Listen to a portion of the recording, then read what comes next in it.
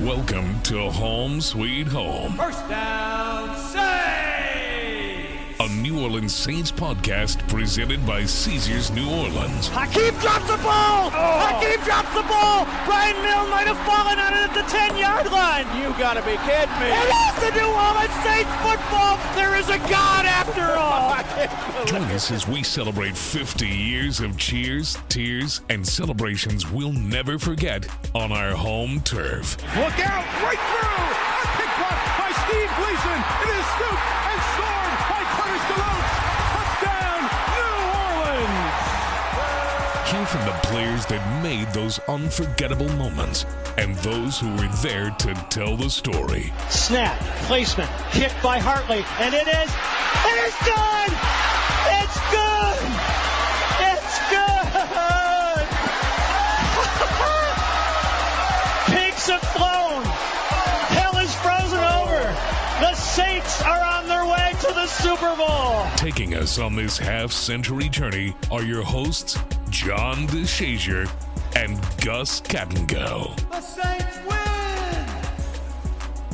Welcome to Home Sweet Home, a New Orleans Saints podcast presented by Caesars New Orleans. John DeShazier, NewOrleansSaints.com, and Gus Kattengell with you. Got a very special guest for this one as we take a look back at one of the games that kicks the New Orleans Saints into the playoffs. Well, the guy had. I was waiting for you to go more. Playoffs. Playoffs. No, I mean, the guy had so many great moments that it's hard to kind of narrow it down to a single game, and so you end up with basically a bouquet of games that you go through the memory banks. But certain ones, when you make a walk-off game winner, well, that's kind of one that stands out. I don't care what else happens in a career. And, of course, we're talking about Morten Andersen, the Pro Football Hall of Famer and true Saints legend. We're going to have a chat with him about what he remembers kicking in the dome in some of those magical games. I just want to ask you from this standpoint before we get into it, as somebody that covered the team and saw him, do what he did and do that and what you do, I say Morten Andersen. What pops to your head? Winner, game winner. That's what I think about. I think about a guy who kicked a plethora of game winners. And more than that, I think about the way the Saints played at that time, where the Saints just played a managed game. Don't give it away on offense with turnovers and penalties. Defensively, don't give up any big plays and hold them to maybe 7, 10 points, maybe even 14 or so. But you knew when it came down to it at the end of the game, if Morten Andersen was walking on the field with a chance to win it, the Saints were probably going to win it, because that was that kind of faith you had in him. And I'm sure opponents, when they were in those situations, I'm sure they looked across the field and they were like, oh, here we go, because this dude is going to make a kick that's going to win the game for them, and we're not going to win this game because they got Morten Andersen and we don't. It's interesting because what we do today, and obviously we've seen I wouldn't say the advent, but the increase of what sports talk television and radio is now, right? And it's not even by the game, it's by the quarter. When you ask social media, it's by the drive. If somebody throws an incompletion, it's a bad day. I mean, we're in the first quarter, right? Am I lying? I mean, Saints go 3-0. Here we go. Or the Pels miss their first 2 threes. I mean, it's almost an instant analysis and judgment on a player to where it is now. And I guess what I'm getting at is that clutch gene, though, still is regarded and revered in a way that is special. And it stands the test of time, right? If you're a winner, if you're a clutch, like you're just special and you're just different. And now people look for that. And the fact that you said winner and clutch, that's what I think. I see him, and it's almost like the other team, the other coach, the other broadcast team, right? It's over. I mean, when he steps on, he's not going to miss that. That is so hard to do. And it's so crazy in our conversation with him. He never felt that way from the very beginning. It was something he had to work to get, and that was interesting in our conversation. Yeah, but to work your way up to it, and think about this. How many players in NFL history have been a kicker that the opponent probably game planned against? Because you probably figured, okay, I got to be up 14-10. It can't be 12-10. 13-10. Right. It can't be 16-14. I got to be up by 3 or more And if I want to win, it's got to be more than 3 because he'll kick the field goal and tie it. So I got to be up by a certain distance to keep this guy out of play. That's a good point because as a defensive coordinator, I can't let the ball get over the 50. Yeah. Because 3 points. Yeah, you're thinking, okay, if he gets to the 45, if they get to the 45, that's a 62-yarder. He can make that. So as a defensive coordinator, as a head coach, you got to be saying, okay, we got to build up some space between us and those guys because they got a guy who can tie it and send us into overtime where he'll kick another one and win it, or he'll win it outright. So you got to think about that as you're game planning during the week as an opponent, and you got to say, okay, they got Ricky Jackson, they got Pat Swilling, they got Sam Mills, they got Vaughn Johnson, they got a great defensive line. They got quarterbacks. I think Steve Walsh at that time. Maybe Bobby Abreu a little bit, and they got great running backs. But hey, they got this kicker. And that dude is probably the most dangerous person on that team because they just need to get to the 40. That's it. If they get to the 40 5 times, that's 15. It's crazy. And I can't wait to hear this conversation and for you to hear it here as well, listening. The one thing also that I remember, and again, I was a lot younger than I was now. I was a kid, under 10 probably when a lot of this happened. I turned 50 in January to give you an idea as we celebrate the Dome's 50th. But he was a celebrity. Yeah. I mean, he was as big a star. We've seen obviously in the last recent years with the Sean Payton teams and all the players that come up and Drew. So I'm asking you, Drew Brees, Morten Andersen. Very close. I'm talking about at that time. Morten Andersen had restaurants. He was the star. I know Bobby and the Dome Patrol, but even them, man, Morten Andersen, 12 or 13 seasons, the guy who led the team in scoring. He was the face of the team almost. He carved out his own space. He was as reliable a player as there has been in the history of the New Orleans Saints and probably the history of the NFL when you think about it. He was wasn't automatic. Nobody's automatic, but he was dang close to it. And again, if you saw him running on the field, you figured that's 3 points. And think about the longevity of it and the accuracy of it. And because of that, he got the notoriety because, it was a situation where, I know Saints fans back then hated the way the Saints played offensive football. The close to the vest, don't take any chances, don't throw it deep, don't do this, don't do that. But Jim Mora could do that because he had Morten Andersen in his back pocket. Bingo. And he could say, you know what? I'm good with getting to the 40. I'm good with getting to the 45. I got a guy who's going to give us 3 points, and I know I'm going to get those 3. And I know I got a defense that's probably going to keep you out of the end zone. So I'm probably in good shape. Okay, maybe it's because we're watching the NBA Finals currently right now while we're recording this. The OKC, the NFL at the time, suffocating defense, just enough on the offensive side by a guy and stuff, right? Yeah, look, OKC is, and I know they're getting on a lot of people's nerves, and it doesn't bother me at all because OKC plays the way the rules allowed the bad boy Pistons to play, and that was this. Foul as much as you possibly want to. They're not going to call them all. Yeah. And at some point, the officials are going to look and say, well, that's just how they play. Yeah. And so I know the officials will dispute that. I guarantee they would. I'm sure they wouldn't agree with that. But my eyes tell me something different. Yeah. Because I see OKC fouling 6 times on every play, and none of the 6 get called. And that's just one of those fatigue them out. Yeah. They won't call it and keep going. And so, look, it's a successful recipe, and that was the Saints. Hey, we're going to pound you defensively. Maybe some penalties are going to be committed, but this is the way we play. Yeah, they're coming. Yeah, this is the way we play, and the refs are going to say, well, that's just the way they play. It's crazy as we go into the conversation, that era, that time in this franchise's history, you had a pair of Hall of Famers. Yeah. Right there. On either side of the ball, right? Yeah. That led to winning, and Ricky Jackson and Morten Andersen. All right, you know what? Enough waiting. Here's our conversation with Saints legend and Pro Football Hall of Famer, Morten Andersen. A true Saints legend in the very essence of everything that word means and encompasses, right? A Pro Football Hall of Famer, a Saints legend. I mean, we can go on and on with the accolades.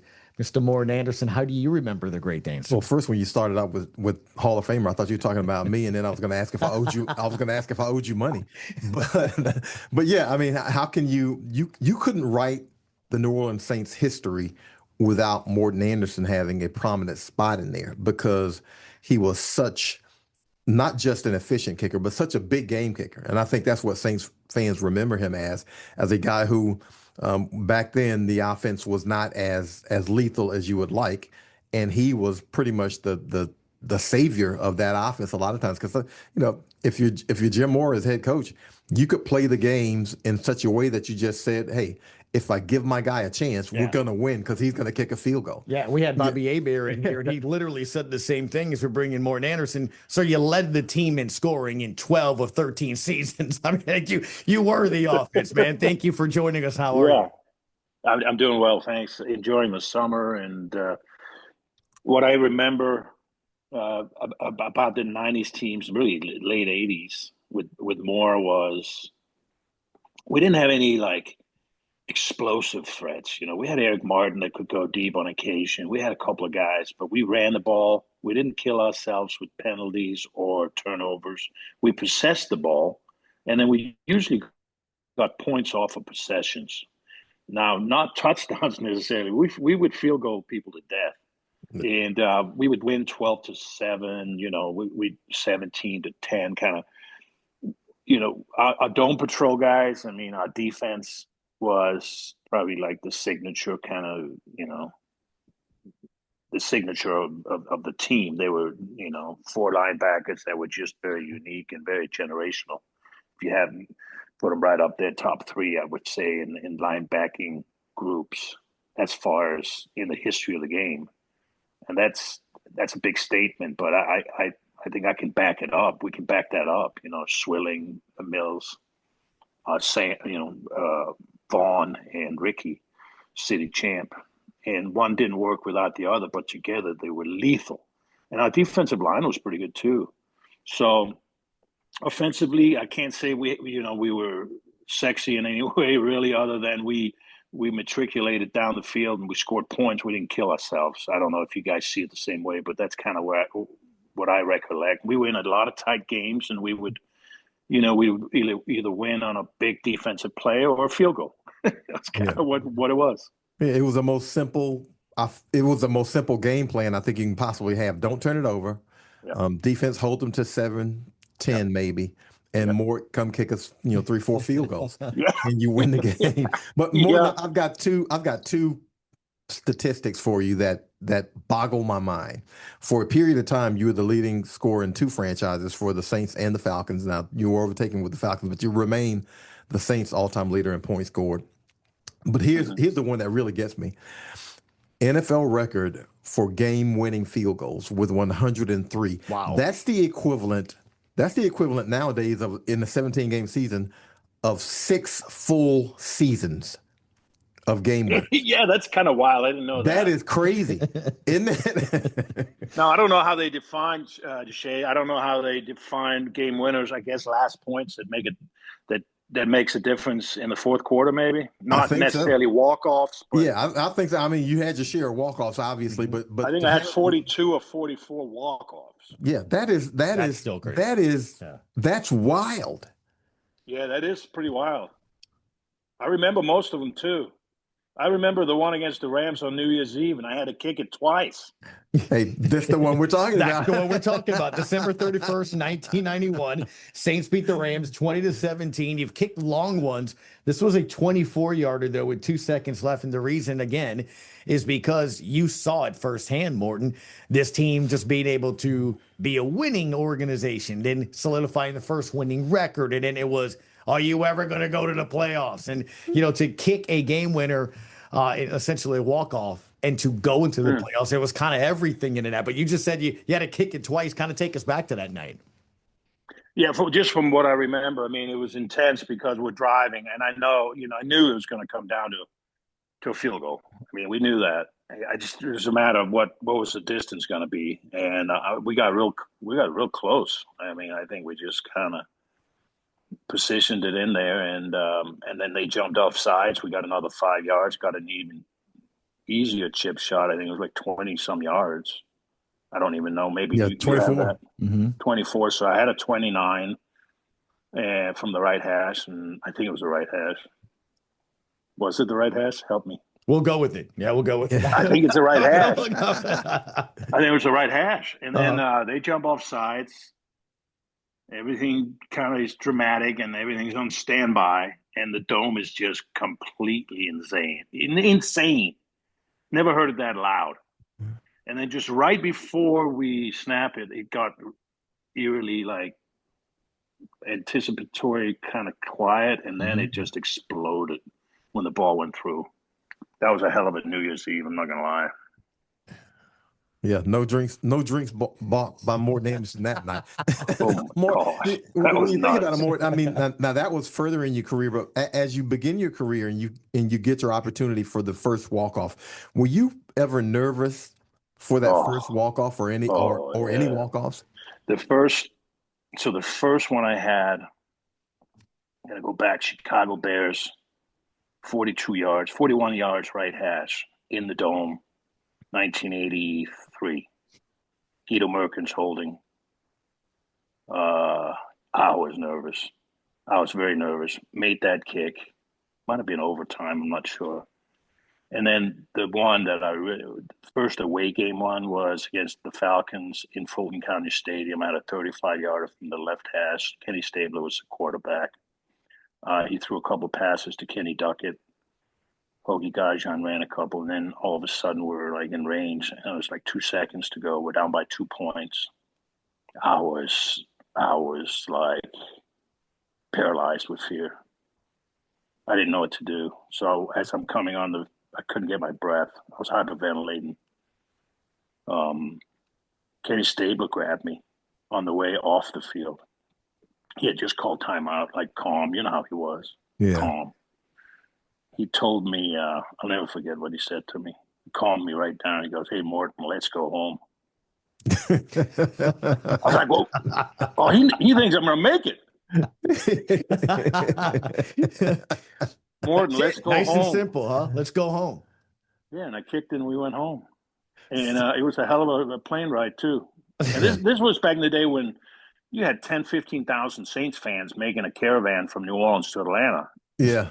For the whole weekend.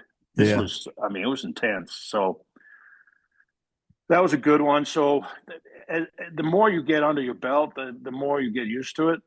You never get used to it, but you never take them for granted, but you start being able to manage that situation that is so distasteful, can be very distasteful. Interesting. And I think what helped me was like, in 87, when I hit like that performance plateau, I started working with a sports psychologist at UNC in Chapel Hill, John Silva, Olympic athletes. He worked with a lot of guys, high-end guys. And I started working with him, and I worked with Mackie Shilstone, of course, in New Orleans. And it just started falling into place for me, like much more structured and anticipating every scenario. I would be kind of prepared for everything. I would start because the first 5 years of my career, I kind of just winged it, guys. I just was like, oh man, I can't believe I'm in the NFL, and this stuff is actually working. I'm kind of like, how long does this last? And so when it started kind of plateauing, I was like, oh man, I think if I want to play for a long time. And I had no idea I was going to play for 25 years, but I'd been in the game for 7-8 years. I said, I got to start really becoming like another level of a professional. Can't wing it anymore. It's time to grow up. Yeah. That's when I started doing my mental training, start physically really start not being out late at night as much. All those things that eating right, which is hard in New Orleans. Yeah. Well, but those things started really making a difference. And then, I played, 3 decades, and I kind of attribute that. But some of the close games we had, I remember one against Philly, and I know we were talking about the New Year's Eve game, which was a wonderful experience because it was the first time we'd go to the playoffs, right? That was it, 87, first one. Uh-huh. But I remember having 2 kicks in Philly in the old Vet Stadium in the snow. I had a 52-yarder to put us into overtime. This was when Bum Phillips was there, so it must have been 83 or 84. I think it was 83. And then in overtime, I had a 50 in the snow to win it. And then I had the crazy one. We had the crazy one. Remember the 53 in Cleveland in the old stadium into the dog pound. Oh yeah, man, you That was a kicked in walk-off. some awful stadiums. And the driving side rain, I mean, it was coming right at me, pelting my face mask as I approached the ball, and I hit this low line drive, and it hit right into the dog pound, and we won the game. I'll never forget that one. That was a wild one. I think it was 1983, Cleveland Browns, Yeah, 53 right hash. you kicked in some awful situations, condition-wise, outside besides the dome, Yeah. and some really bad stadiums, because those stadiums you just named, all of those should be condemned, and most of them have been. Well, Philly had a jail. Yeah, Philly got a jail. Yeah, I was just talking about that with my wife Philly the had other a day. jail How in Philly has it, because she didn't know Philly had a jail at the stadium, and I had to explain to her they have a jail at the stadium because their fans are crazy. Yeah, and because they will fight. They would throw. Tom Dempsey and I used to talk, and Tom said they would throw batteries at you. Yes. Yeah. But the big difference in stadiums now, obviously, is that you don't have dual-purpose stadiums. Back then, it was baseball and football, so you had the mounds, you had the dirt. And it was really hard to come from dirt to grass. Yeah. Because, you had to, the footing was so important. For a kicker, you got to have leverage on your plant side. And if you can't plant solidly, man, and these dirt fields like Candlestick, San Diego, Oakland, Philly, Pittsburgh, I can go on and on and on. I mean, most of these stadiums were baseball stadiums too, until they started building their own. And they weren't really that well maintained. Fulton County, that was another one. The Braves played there. Yeah. And the mounds, sometimes you wouldn't shave the mounds down. So now you got a mound. You got a pitching mound. No, you got a pitching mound that you got to, that's in between the hash marks. And if you get a ball there, you got a side lie. Yeah. Yeah. It was crazy. See, that is the biggest ode to the Superdome that anyone could ever say. You just named 5, 6, 7, 8 stadiums that are no longer in existence because they had to get new facilities, and yet the Superdome has stood the test of time. But I got to ask you this more: Did you get a feel for how important you were among your teammates? Because a lot of teams, they look at the kicker as just like the water boy, just some dude, but you were a guy who get out of the way. Don't mess it up. Yeah, you were a guy who were critical to the success of all those teams. And so I don't think I wasn't among them, but I don't think those guys looked at you that way. No, I hung out with the offensive linemen. I hung out with Hilgenberg. I hung out with Smedley, Brad, we call him Smedley, Brad Edelweiss. The offensive linemen were the guys I hung out with because they were my bread and butter. They were the ones protecting me from the bad guys on the other side. So I never felt isolated. I just felt part of the team and part of the solution. We never really talked much. I mean, they would kid me. They would give me a hard time and say, "Oh man, you're just a kicker." But I knew they didn't mean it. Yeah. They knew I was a damn good one. So they weren't. I think I had respect. That was never an issue with the guys. Felt very much part of the whole deal. It's great. Yeah, because all the frustration with the Jim Moore offense always boiled down to, but they won. Yeah. But Morton kicked the field goal and they won. Yeah, you don't like field goals, but you know what? They count. And it adds up on the scoreboard, and they won. So, I think everybody, especially Saints fans and the rest of us who had a chance to watch you do it, have a real appreciation for it, because there's only so many times in your career as a sports writer or TV guy or whatever it is in the media that you get a chance to see a guy that you say, you know what, he probably was the best to ever do it. Yeah, and that very well. I mean, there's a reason you're in the Hall of Fame. I mean, that it's just so rare. You'll see a Joe Montana or you'll see a Tom Brady but it's rare. When you're in that pocket of history where you see a guy who was the best that there was. I had really, really good holders. I'm telling you now. I know that sounds weird to say. Okay. That's an underappreciated job. So Brian Hansen, Tommy Barnhart, Guido Merkins first. That was my first guy, Guido Merkins. Didn't want to do it. So he was part of it, but it was hard to count. And then, in New Orleans, Dan Straczynski and on and on. So I was very lucky to have good people. doing their thing so I could do my thing. And that was really what it was. And by the way, our team's in a span of 5 years, and I can't remember, late 70s to late 80s to early 90s. We won more games than anybody, any team in the NFL for over a 5-year stretch. I think one of the things that's interesting to me, Morten, when we saw you were coming up on the list here, because again, we kind of joked about it before we started recording for people listening. I turned 50 in January, so I'm around the age of the Dome. That's what we're celebrating. So I was around, and I remember, the scoreboard outside the Dome that would put the record of the team when, they started out undefeated for a bit. And I'm like, this could be the year they go to the playoffs. I was here when, just being a playoff team winning, having a winning record, much less a playoff team.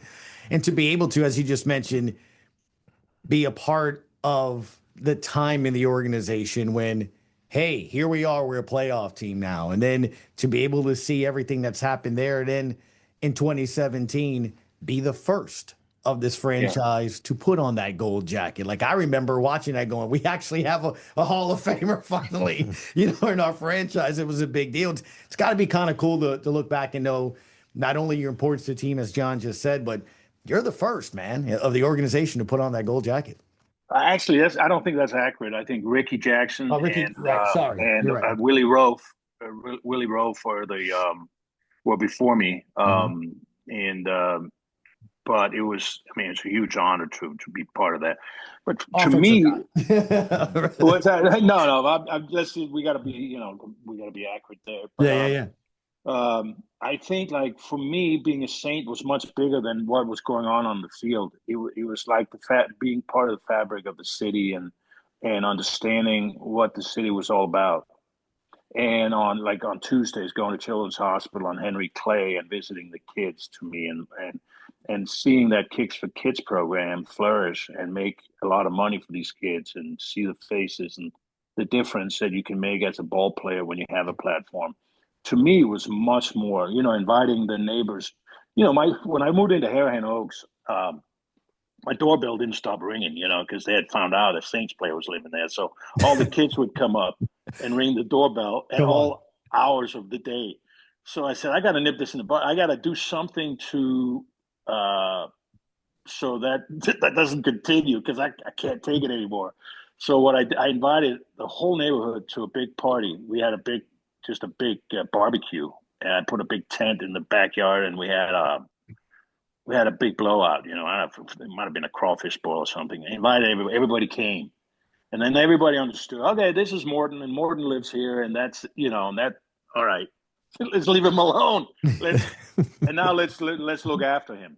Because people in New Orleans look after each other. And that's what I loved about that city. They're so loyal, and they're so great in the face of resilience. Yeah, they're so resilient in the face of adversity. So much adversity in that city. So for me, it was much bigger than Sunday afternoon, guys. It was really just being part of a city that, I just loved to the core. Because of the music, the soul of it, the food, the people. Just the people there are just wonderful, hospitable, fun. People in New Orleans know how to. They have fun. Right. Yeah, they know how to live around here. Some more before you go into the Hall of Fame. Did you have any, I guess, thoughts one way or the other? Because the Pro Football Hall of Fame has not been a friendly place for kickers. I think before you there was only Jan Stenerud. Am I correct? Yeah, Jan. Mm-hmm. And so it has not been a welcoming place for kickers. So you basically have to do something extraordinary as a kicker to get into the Pro Football Hall of Fame. Did you feel like you had done something extraordinary enough, as we all knew it was, but did you feel like you had been extraordinary enough? I think I'm going to revert back to the statement you started the broadcast with, is can you tell the story of a team? Can you tell the story of a league without mentioning the player's name? And if your answer is no, you can't. That answers that question. Yeah. The second question I think you had to answer in the affirmative is, was the person or the player we're considering for induction into the Hall, was he historically relevant? In other words, if you look at his numbers, if you look at points, whatever you want to look at, do they stack up? Do they hold? Do they hold? And I think you answer yes to that. 360 consecutive games scoring a point, that's 22 and a half years without missing a game. Yeah. 382 games played, that's an NFL record. Game winners, my percentage was right around 80. So 8 out of 10 times you're successful, two out of 10 you're not. But would you take a receiver that catches 8 out of 10 balls? Would you take a quarterback that completes 8 out of 10 passes? Oh, absolutely you would. Oh, absolutely. Would you take a guy that tackles at an 80% rate and not whiff on a one-on-one outside? Would you? What's the answer to that? So, is he historically relevant? Can you tell the story without him? And if you answer no, you cannot, and yes, he is relevant, then I think you have a case for inclusion, and that's how I looked at it. Yeah, easy way to look at it from that perspective when you just put into perspective the importance and relevance of it. Look, we touched on it, obviously, the building being something that we're looking at right now. What do you recall? I mean, you mentioned it already, and you're kicking that game, against the Rams and going to the playoffs and being there. You've been in the Dome in some of its loudest moments and some of its most magical moments. If you close your eyes right now, man, what do you think of the Dome? Is it the echo? Is it the fans? Is it the smell of the popcorn? Like, what do you recall of the Dome? It's it's driving in, from the suburb and seeing it, and you see it and you go, man, that's my place of work right there, and it looks like a spaceship, Yeah, it does. And it does, man. It looks like it just landed from somewhere else. It's just like a wild, wild thing. It's just so big. And to me, it hasn't gotten any smaller. It still looks huge to me. It's stood the test of time. And then getting in there, and the echo is a good way to say, when it's not that full, the echo, and then it fills up and you start feeling the energy. And there's certain people in the stands that you recognize, certain fans, whether it's Whistle Monster or whoever, certain people that sit in the same seats have been sitting in the same seats since Tulane. Yeah. And you say hello to them and they know exactly, they come and watch you warm up, which is, kind of a cool thing, and it's it becomes personal with the fans. And then and then you can't do that anymore because now you got 70,000. So now you lose them. And now you just have a mass of people and energy that pulls in one direction. And that gets pretty wild, And then if you're lucky, your car's still there in the parking lot when you leave. I had a preseason game. I had a contract with Royal Ols, not Royal, Rainbow Ols. Rainbow Ols. Can I say that? Yeah, plug, yeah, shameless plug. yeah. Shameless plug. I was driving a Cutlass 88. No, it was like a Delta 88. It's an old Oldsmobile, like a sedan. So I had parked it and gone and played the game. I come back out.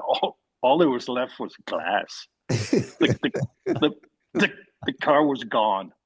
The car was gone. They found it in New Orleans East on cinder blocks. I couldn't believe it. I had to call Rainbow and go, Houston, we have a problem. Yeah, I'm sure. Yeah, I wanted to ask you about that explanation. How did that go? It became an insurance thing, and I had a new car on Monday. It was unbelievable. He goes, yeah, well, I think we filed a police report, and apparently it's sitting over in New Orleans East somewhere. Oh, man. Anyway, you take it's the good, the bad, and the ugly. New Orleans is like a microcosm of the world. You have everything. Yeah. Yeah. Somebody needed a ride, man. That's what I choose to believe that somebody needed a ride and couldn't get it. We didn't have Uber back then. There was no. Yeah, but see, the funny thing is, had they known it was yours, I guarantee they wouldn't have bothered it. It was in the player lot. I don't even know how they got out of there. I don't even know how they got out of there. It was in the players' lot. We had a little section. Yeah, they'd have been like, that's It was like a Morton's car. smorgasbord of vehicles right there, man. Yeah. I guess that's true. When you look at it Yeah. from I mean, they would have been like, perspective, that's Morton's car. Don't bother that one. Get Hokies. Oh, God. It was pretty funny. that's crazy, man. Look, final thing for me that I want to ask you too, because obviously we're looking at all the different games. One of the games involves another kicker, and Garrett Hartley we're going to have here as well. So you talked about obviously winning games in the Dome, kicking the Yeah. team into the postseason. What was it like to see a kick being made in the Dome? Because isn't that the dream scenario, the kick to go to the Super Bowl? Oh, The only yeah, thing he made- above that well, would be you the know- kick to win it, right? Well, not only did he win the game there, he went to the Super Bowl and I think set a Super Bowl record for 3 kicks over 40. That's right. Is that not accurate? I That's think correct. accurate. So you can't sleep on Garrett Hartley, man. He had a hell of a run, and he was a big part of that year with the Super Bowl team. And yeah, it's you would have to ask him what he felt, but I'm sure he was fired up. He looked like he was. So. You imagine what that night would have been like for you. Yeah. Well, I'll tell you If what. I'd Morton, run into him, you mean? yeah, exactly. See, Would've now, been last one for me, the New Year's Eve kick that we're talking about, where you kick the team into the playoffs, in the Superdome. Would it have been the same had it been on the road? No, it wouldn't have. No, I mean it would still have been great, but Yeah, I mean, because the in playoffs is front the of the playoffs, home but- fans, Yeah. you just felt like that hunger, that yearning, that come on, guys, let's now is the time. Mhm. And I think the realization from the fans, you could kind of just big breath of relief, finally. It was kind of like when we won the Super Bowl, finally, and yeah, so no, it would not have been the same. It was perfect that it was New Year's Eve and it was there in the Dome. It was perfect. Yeah, the old sigh of relief, man. Morten Andersen, Pro Football Hall of Famer, and of course, Saints legend. And more than anything, man, we appreciate you giving us a little time to go back down memory lane and talk about one of the games. And it turned out to be a handful of games that happened in the Dome over your career. But that's what it's like, right? Well, you got a big resume, and so there's a lot there. There's a lot there you can pull from, which is beautiful. That's a beautiful thing. I feel very privileged, having played for as long as I did and with as many great guys, coaches and stuff. So it was always a Saint. Once a Saint, always a Saint. And look forward to coming down the fall and watching the game for sure, and just interacting with the fans again. And I won't be parking any cars in the Dome. Now you have Uber. Either that, I'll walk. Pick you up. You know or what? JD. Part of the fun really is to walk to the stadium. I mean, you got 10 blocks of parties, right around that thing. So I plan on just taking my time and interacting with everybody. If anybody recognizes me, but it's a lot of fun. They're going to recognize you. And if they recognize your car, wherever it might be, they will not bother because they're going to say that's Morton's car. See, it's so different though, like from when you started playing to now, how social media and everything's changed. As you're saying that, I'm thinking of how cool it would be to have somebody follow you with the camera and actually see if anybody does recognize you, and how far you can go without somebody offering you a beverage, some crawfish, something to eat, and how long it actually takes you to get to the Dome from, say, Chapatulas at a convention center. You know what I mean? Well, I was so excited. I can't remember the last game I was there, and I saw 7 jerseys everywhere. I go, oh man, they still remember me. I saw Taysom Hill. I was like, oh, damn. I think I saw one old dude with an Anderson shirt on. It was completely like ripped and dirty, and then you saw all these Taysom Hills jerseys. They were beautiful. So I challenge. Okay, so I'm going to challenge the Saints fans. Let's get the Anderson jerseys going again. Come on. Yeah, I love that. Let's I tell go. you what, text us the game you're coming, and we'll have some fun with that. I promise. Okay, sounds good. Sounds good, Mr. Morten Andersen, Pro Football Hall of Famer, Saints legend. Thank you so much for your time, sir. Thank you, Got Morton. it. I enjoyed it. Go Saints. All right, our thanks to the Great Dane. Always fun. And I think it's special even still. Again, 'cause I grew up a Saints fan, right? To hear how fondly he remembers of his time here. But there was one or two things in that conversation that just stood out. At first, how nervous he was to go get that first game winner. And Ken Stabler, my man, the photos and the history with that guy. And it was something simple. It wasn't, look, man, we're all depending on you. Like, Liam Neeson or whatever, or Leslie Nielsen from Airplane, the movie or something. He's like, let's go home. Yeah, well, I love that. I'm sure Kenny was thinking about getting on the plane, probably popping a beer. Yeah. So Kenny was like, but it's crazy. I mean, like we think Yeah. of him being clutch, and he was saying he couldn't breathe and hyperventilating. Oh, It's yeah, nuts to and hear that was the thing. You got to find out, I guess, at some point when it starts and when the switch comes on where you feel like you're automatic. Because as you mentioned, he didn't feel that way. The thing that jumped out at me was, him naming 8, 9, 10 archaic stadiums that are no longer in existence, which highlights, again, the Superdome and the functionality of it and the way it's been able to adjust to the times, because you don't have Jack Murphy in San Diego anymore. Yeah. You don't have Atlanta Fulton County Stadium anymore. You don't have, a lot of these places where, Oakland Stadium, the Coliseum. You don't have these places that will dual baseball stadiums where Pittsburgh Candlestick, and Philly. Yeah, Candlestick, Pittsburgh and Philly, where you're kicking off the dirt and that kind of stuff. You didn't think about it, right? And you don't have those places anymore because, these places, they went to a multi-purpose facility, but the main purpose is the football because you want to give your team the best chance to win. And the Superdome has been that since 1975, which is crazy. Yeah. I think the other thing that stood out to me as a wrap up, John, is there is a common denominator, and it's something that we do in covering sports with greats, right? Not just good players, greats. Yeah. Drew Brees still makes me go, it's incredible. Wait, last year when he did his thing with Chase Daniel, and they talked about, and you've been around him. He can tell you the play, where it was lined up, what the play call was, if someone was in motion, who was the defender that was moving, what was the cue or the tell that defensive player gave that knew that this play was going to work. I mean, he remembers it like yesterday. Morten Andersen just did that in our conversation. Yeah. He knows exactly what hash mark, where it was, the one we talked about in Cleveland where he recalls the rain hitting the side. He brought us to the field, which I thought was so cool. Like I can hear the rain hitting the side of the helmet and the face mask and him kicking and they're great for a reason because we look at it as a play.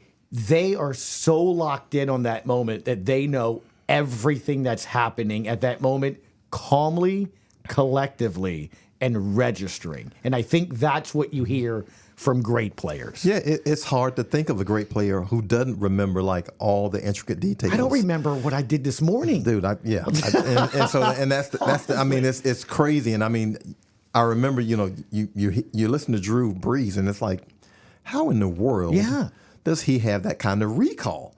And now you listen to Morten, it's like, where in the world does he get that kind of recall? I mean, he's got dates and conditions and stadiums, and I kicked it into the face of the dog pound. Yeah, I mean, it's like who remembers all the details that way? But great guys do. They just do. Mm-hmm. It's crazy when you think about it. Anyway, that's one of the joys of being able to go back in time and kind of look at this. So our thanks to Morten Andersen. Our thanks to you, Mr. John DeShazier, as always. Thank you. And be sure to go to Saints.com for any of the latest on the black and gold. You've been listening to Home Sweet Home, a New Orleans Saints podcast presented by Caesars New Orleans. We'll see you next time. Thanks for listening to Home Sweet Home, a New Orleans Saints podcast presented by Caesars New Orleans. Favre sprints to his right, throws back across the middle, and he's intercepted. Porter. For the latest on the black and gold, check out NewOrleansSaints.com. And be sure to check out the New Orleans Saints podcast for the latest news from your favorite team. Will he get it here? Yes! Touchdown pass, 5-4-0 in the 504. We'll catch you next time on Home Sweet Home.